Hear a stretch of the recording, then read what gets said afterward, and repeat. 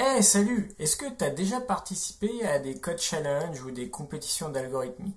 Moi, dernièrement, j'ai eu l'occasion de faire ça. J'ai développé un petit bot. Et ce que je te propose, c'est de regarder comment j'ai développé ça dans cette vidéo.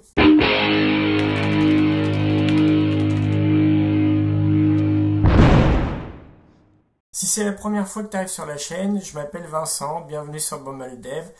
Je suis un développeur expérimenté et j'essaye de partager mes connaissances avec vous et avec toi. Si ça te plaît, n'hésite pas à souscrire à la chaîne, à laisser un petit commentaire et un petit pouce en l'air. Ça me fera plaisir et ça me permettra de faire plus de vidéos. Donc ce que je vais te présenter aujourd'hui dans cette vidéo, c'est un code challenge qui a eu lieu chez VP. En ce moment, je travaille chez VP.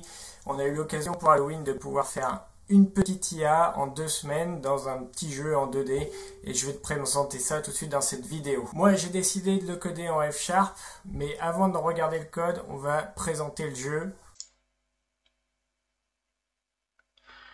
Donc ce code challenge, on va le présenter rapidement. En fait, on est sur un plateau en 2D, un board, dans lequel on va retrouver des ennemis, d'autres joueurs et bien sûr des murs. Donc c'est un genre de labyrinthe qui est généré dynamiquement, c'est complètement aléatoire. Il y a des murs tout autour, on ne peut pas sortir du labyrinthe. Et votre but, c'est évidemment de tuer les ennemis, que ce soit des joueurs ou des citrouilles. Ok, comment ça se passe? En fait, vous allez devoir écrire une API REST. Il y aura deux méthodes à écrire, une pour récupérer le mouvement suivant, votre mouvement, et une pour juste donner votre nom, quel joueur vous êtes. Les autres joueurs, c'est des monstres, donc il y a des fantômes, des araignées, des chats, des Dracula, enfin, il y en a tout un tas. Sur les games, on joue à 9. Et les ennemis, ce sont des citrouilles qui sont soit neutres, donc quand vous allez les toucher, elles vont mourir automatiquement. Par contre, au bout d'un moment, elles deviennent... Je vous propose qu'on regarde un petit peu ce que ça donnait en live. En plus, j'étais commentateur sur la game, donc c'était assez marrant. Faut savoir que j'ai fini deuxième et un collègue, Adrien, m'a battu. Donc c'était une petite compétition entre nous deux et c'était assez rigolo. Regardez ce que ça donne. Oh, I can't. Oh, I'm back in the game.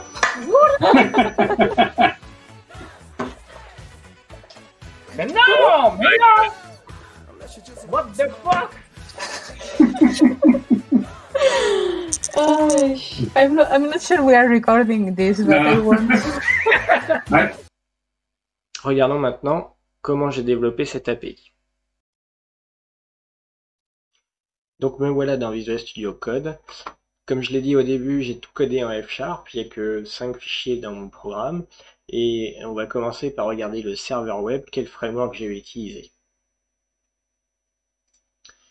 Comme on est en .NET, le serveur web par défaut c'est ASP.NET Core, mais moi j'ai pris une librairie supplémentaire qui est très utilisée en F# qui s'appelle Giraffe, qui est un framework web qui vient au-dessus d'ASP.NET Core et qui vous permet de faire du web de façon fonctionnelle. Donc qu'est-ce que ça change par rapport à ASP.NET classique? Pas grand chose en réalité. Vous allez avoir une façon de sélectionner des handlers. Donc les handlers, c'est ce qui va gérer votre requête, enfin votre requête et du coup générer la réponse. Et on peut voir que c'est assez facile à lire. Si je fais un post sur telle route, alors appelle cette fonction. Et du coup, on a un code fonctionnel dans le sens où on ne fait que des appels de fonctions. Comment ça se câble? Pour ceux qui font du .NET, c'est assez classique. On retrouve notre startup dans lequel on va avoir tout simplement l'ajout via une extension, via une fonction d'extension du use Giraffe avec l'application web qu'on veut utiliser. Donc ça, c'est la configuration de mon application web, donc des différents handlers que je veux utiliser. Et bien sûr, on a le point d'entrée et le host ici qui tourne sur le port 5000. Donc finalement, c'est quelque chose d'assez classique. Et on va retrouver juste des handlers spécifiques qui prennent un contexte et qui vont générer un résultat.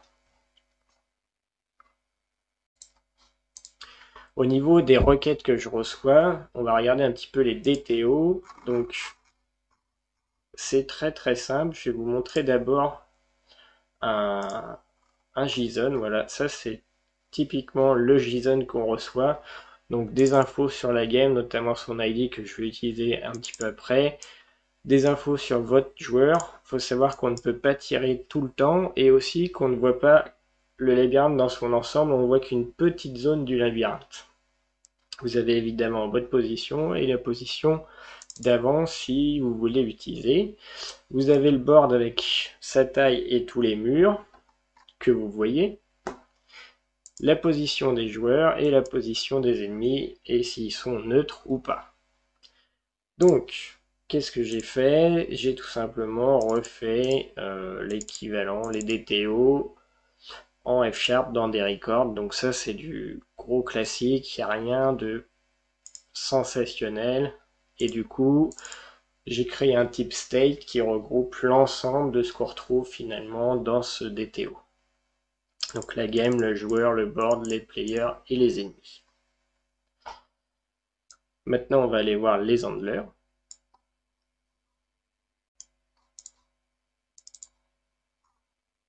Et du coup, dans le handler, j'ai mes deux types de réponses. Donc il y a une réponse pour le nom, qui renvoie nom et email.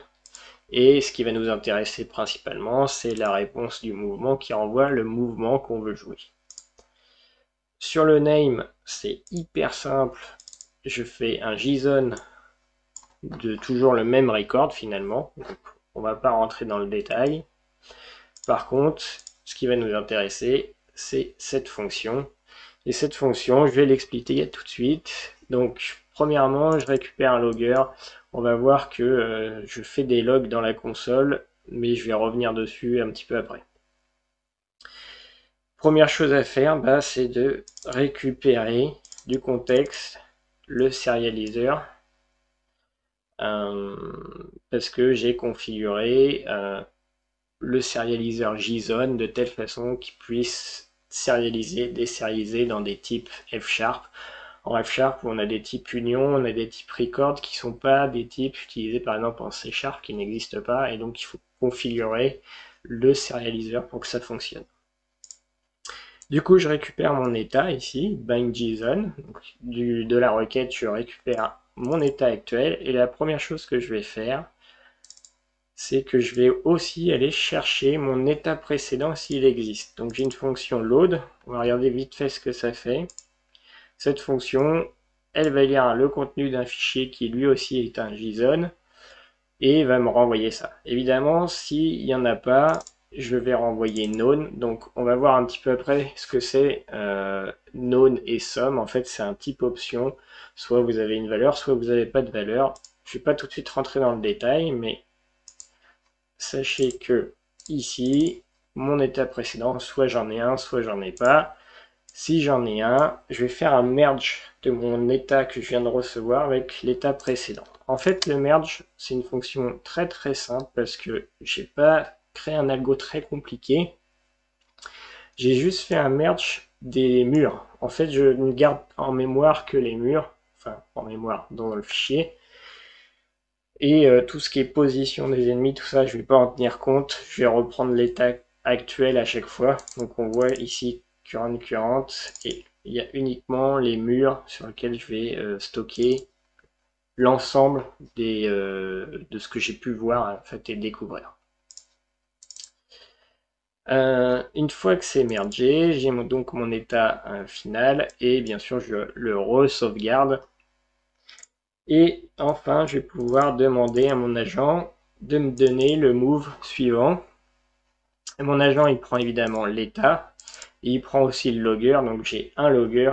Et c'est lui qui va me servir à écrire soit dans la console, soit quand je suis déployé sur un Kubernetes chez VP, de loguer dans un Kibana. Et donc j'ai un type de log un peu plus complexe qui est formaté en JSON.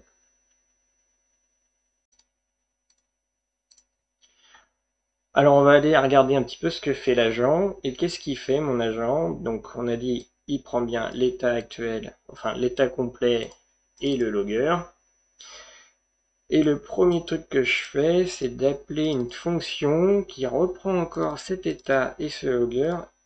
Et finalement, je vais cacher la valeur qui s'appelait state, par une autre valeur.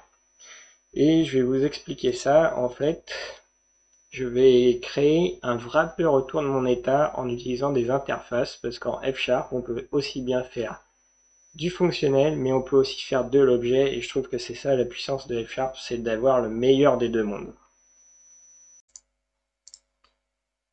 Donc on va commencer par regarder ce que fait cette fonction. Cette fonction, elle prend donc cet état, le logger, et elle me renvoie un nouveau type de type eState. Et en fait, eState, qu'est-ce que c'est? C'est tout simplement une interface. Donc je vais utiliser une interface pour wrapper tout un tas de fonctionnalités autour de mon état actuel. Donc là, on est plus proche de ce qu'on fera en objet. Ce que vous voyez en bleu ici, c'est des getters, et en jaune, c'est des fonctions. L'idée, c'est que les getters vont me permettre d'accéder à des membres de state sans connaître le détail de l'implémentation. Par exemple, canFire, ça va aller me chercher un objet, ça va aller me chercher Fire qui est en fait à l'intérieur de player.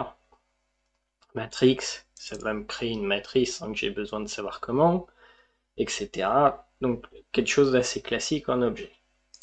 Les fonctions en jaune, ce qui est intéressant, c'est qu'elles vont prendre moins de paramètres que si j'avais fait les fonctions sans wrapper. Parce que par exemple, si je fais par exemple distance from, qui est une fonction très simple, je veux connaître la distance entre mon joueur et un point donné. J'ai pas besoin de dire fais la distance entre cette position A et cette position B. La position A sera toujours mon joueur, sera toujours l'état actuel. Une fois que j'ai défini toutes les fonctionnalités que je veux dans eState, je vais avoir besoin de créer ce eState. Et on va faire quelque chose qui est assez intéressant, qui est disponible en F#, c'est les objets expressions. On va créer un objet. Ici, je vais créer un nouvel objet, une nouvelle valeur, qui directement va implémenter une interface. J'ai pas besoin de créer un nouveau type, j'ai juste besoin de créer un objet qui implémente une interface inline. Et ici, du coup, je vais pouvoir définir toutes mes fonctionnalités. Et j'ai plusieurs, comme je viens de le dire, par exemple, le distance from va pouvoir utiliser une autre fonctionnalité qui est wrappée, qui est position, ou voilà, piste.position, si je vais dessus, c'est bien une fonctionnalité de mon state actuel. Et je vais pouvoir comme ça câbler des choses entre elles, des fonctions entre elles. C'est vraiment quelque chose que on ne peut pas faire simplement avec un record en F#, parce que dans un record, on peut évidemment mettre des fonctions, mais ces fonctions seront indépendantes les unes des autres, il n'y a aucun lien. Ici, l'interface me permet d'avoir un lien entre toutes ces fonctions. Maintenant qu'on a vu un petit peu comment j'ai créé mes fonctionnalités, mon wrapper autour du state, je vais avoir plusieurs fonctions. Et ici, j'ai des symboles un petit peu bizarres, on peut se demander ce que ça fait, mais je vais vous expliquer. Je commence par essayer de m'éloigner le plus possible. En tout cas, j'essaye de m'éloigner des autres joueurs, parce que les autres joueurs peuvent tirer. Et en jouant un petit peu, on se rend compte assez rapidement qu'il faut mieux éviter de mourir. Donc il faut mieux esquiver les tirs des autres et ne pas essayer de les tuer. Donc j'ai une première fonction, et en fait, cette fonction me retourne un type option. Alors, on va commencer par expliquer ce que c'est un type option, et je vais coder un petit peu. Donc là, je vais prendre un petit peu plus de temps pour les gens qui ne connaissent pas F#. Option en F#, c'est un type qui a deux valeurs. En fait, ce type-là, il est comme ça, option, et il a deux valeurs. C'est ce qu'on appelle une union. il a soit en fait pas de valeur,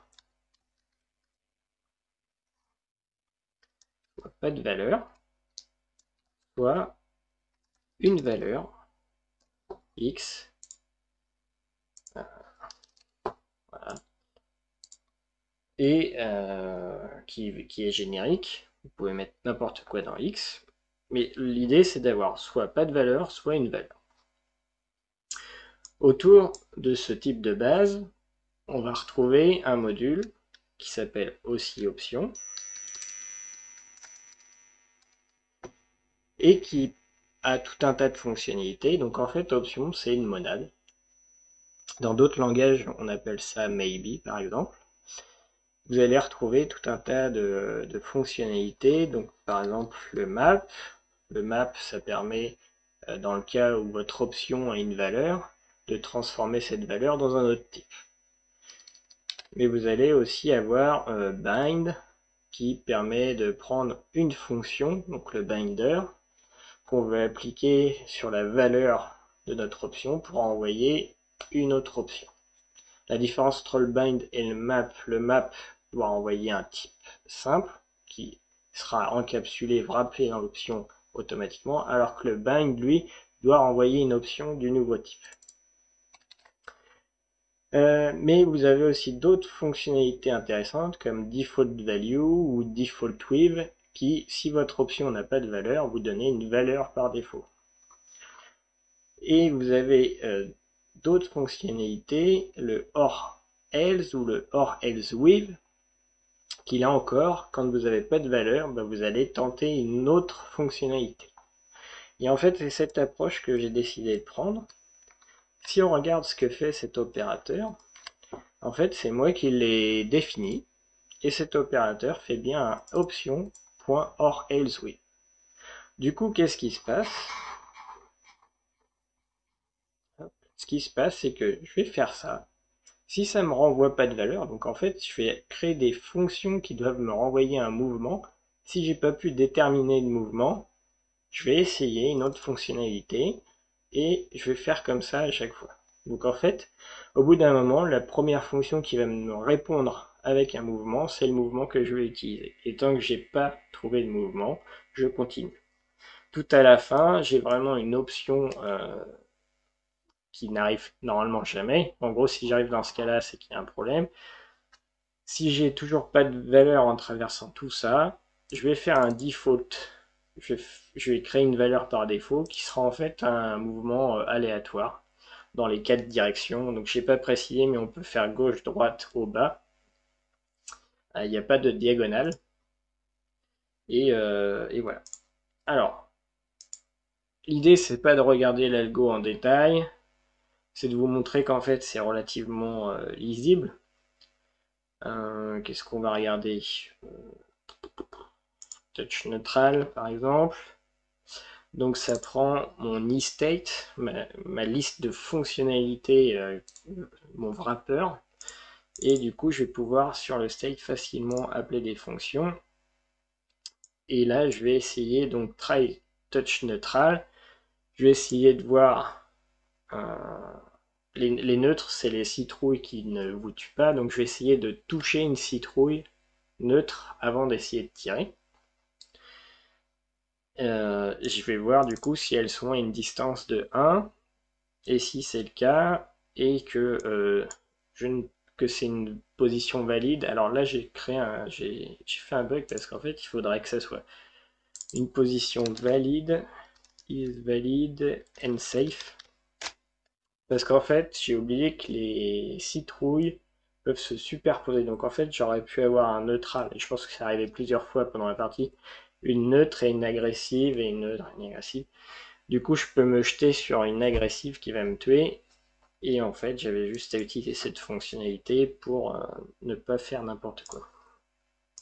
Donc, je vérifie la distance, je vérifie que c'est une position safe et valide. Valide, ça veut dire dans la zone de jeu et pas dans un mur. Et j'essaye de récupérer le mouvement vers cette position. Si ça me donne bien un mouvement, alors si ça me donne une liste, d'ailleurs je peux pas une liste, Ah oui, parce que j'ai une liste d'ennemis autour. Donc ça va prendre bêtement la première. Ici, je vais prendre la première.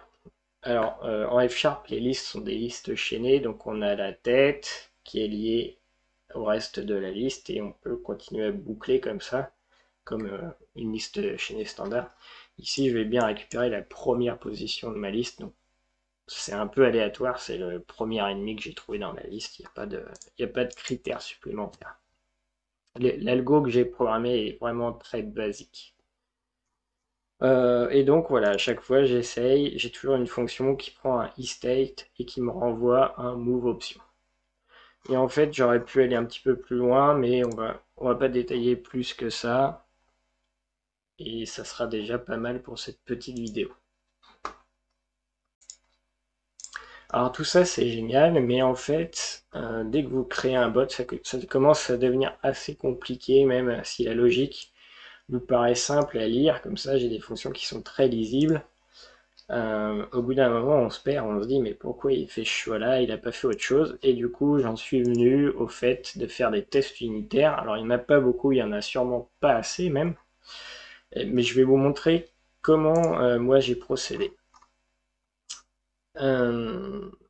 D'abord, j'ai récupéré une requête en JSON et je l'ai désérialisée dans mon état pour avoir un état par défaut. Donc là, j'ai un état, une valeur d'état par défaut.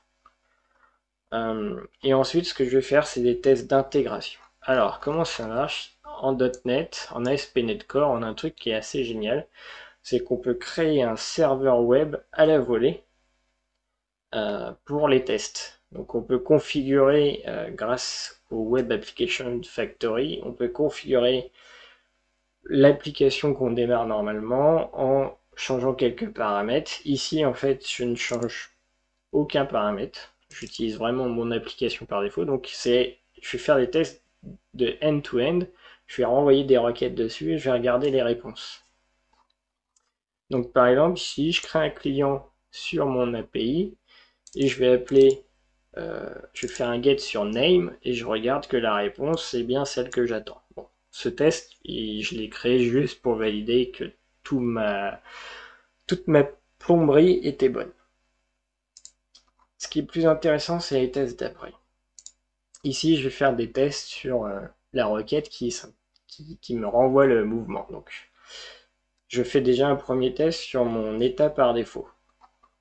Ici, je m'attends à ce que, avec mon état par défaut, donc je fais bien une requête sur move, je récupère le contenu JSON qui doit être normalement un move response, et dans cette réponse, mon mouvement que j'ai choisi, je m'attends à ce que ce soit aller en haut, soit aller à gauche. C'est au moins un de ces deux-là.